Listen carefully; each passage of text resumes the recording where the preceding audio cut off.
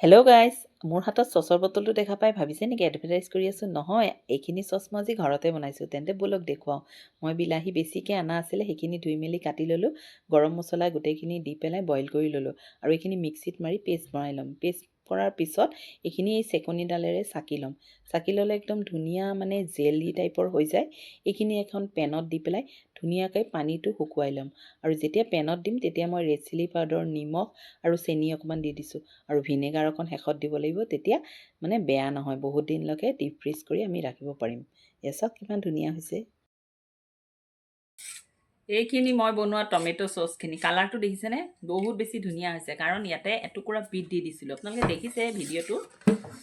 আৰু মই এতিয়া এই চচৰ বটলটো খালী হৈ গৈছে, এইটোত ভৰাই দিম আৰু আপোনালোকক চাম। একদম একজেক্ট টমেটো ঘৰৰ দোকানত বনোৱা চচৰ নিচিনা হৈছে। বহুত বেছি ধুনীয়া হৈছে।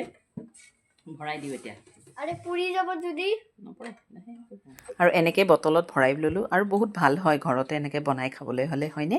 পইচাও ছেভ হয় আৰু ছেকেণ্ড হাইজেনিকো হয়। আপোনালোকে বাৰু কোনে কোনে বনায় এনেকৈ জনাবচোন। একজেক্ট ৰিয়েল টমেটো চচৰ নিচিনা হৈছে। আৰু অলপ আছে, সেইখিনি আৰু এটা বটলত ভৰাম। আৰু চাওক, দেখাত একদম আৰু কালাৰটো বহুত বেছি ধুনীয়া হৈছে। এইটো হৈ গ'ল।